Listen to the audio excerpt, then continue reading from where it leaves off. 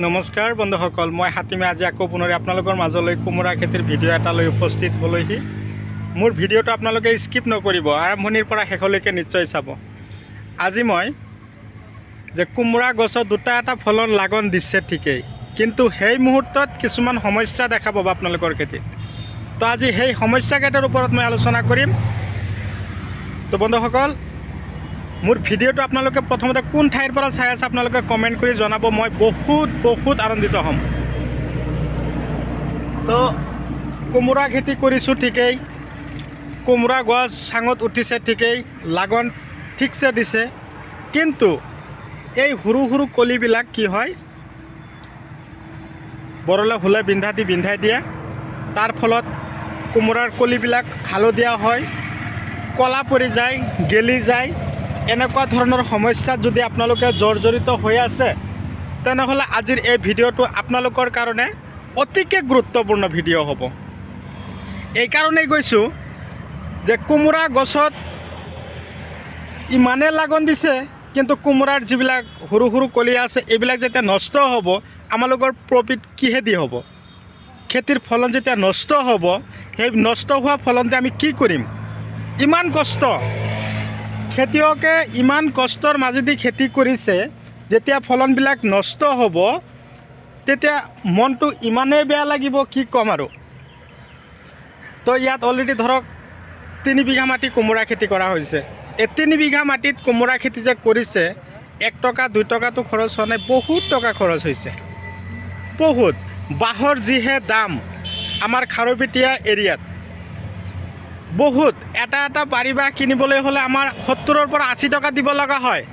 এটা ওপৰত যে ক্ষীণ বাঁহবিলাক দিওঁ, সেইবিলাক কিনিবলৈ হ'লে 40-45 টকা খৰচ হয়। তাৰ ফলতো আমি খেতিয়কে কি হ'ব পৰা নাই, এই পোকৰ আক্ৰমণৰ পৰা হাত সাৰিব পৰা নাই, গছৰ ফলন সিমান এটা বৃদ্ধি কৰিব পৰা নাই, গছৰ গুৰিবিলাক ফাটি গৈ আছে, ৰস ওলাই আছে, গছৰ ফলনবিলাক শুকাই গৈ আছে। এনেকুৱা ধৰণৰ সমস্যাত আমি পৰিছোঁ। চাইছে না সমস্যা? তো এইবিলাক সমস্যা আপোনালোকৰ সকলোবোৰ সমস্যাই আপোনালোকৰ কি হ'ব, সলভ হ'ব। তাৰ কাৰণে কৰিব লাগিব কেইটামান কাম। সেই কামকেইটা হ'ল, আপোনালোকে উন্নত ধৰণৰ মেডিচিন দিব লাগিব খেতিত, উন্নত ধৰণৰ মেডিচিন। তো আপোনালোকে ভাবিব আমি উন্নত ধৰণৰ মেডিচিন ক'ত পাম? আমিতো আপাৰৰ মানুহ, উজনি অসমৰ, আমিতো লয়াৰৰ মানুহ, নামনি অসমৰ, আমিতো খাৰুপেটীয়াৰ দৰে ভাল ঔষধবিলাক বিচাৰি পোৱা নাই। আপোনালোকে কষ্ট কৰিছে, খেতি কৰিছে, আপোনালোকক সহায় সহযোগিতাৰ কাৰণে মই হাতিমে আগতীয়াকৈ কথা দিছিলোঁ নহয়, যে মই আপোনালোকক যিমান হেল্প কৰিব লাগে মই কৰি দিম। ঔষধ আছে, টেনশ্যন নাই, ঔষধ আছে, মই আছোঁ। আপোনালোকে বিন্দাছ খেতি কৰক। এতিয়া সময় কিন্তু হাইব্ৰিড জাতৰ পটলৰ খেতি কৰাৰ সময়, জিকা খেতি কৰাৰ সময়, ভোল খেতি, তাৰপিছত দাংবডি, জলকীয়া, ভোট জলকীয়া, এনেকুৱা ধৰণৰ খেতি কৰাৰ একুৰেট সময় আমাৰ হাতত আহি পৰিছে।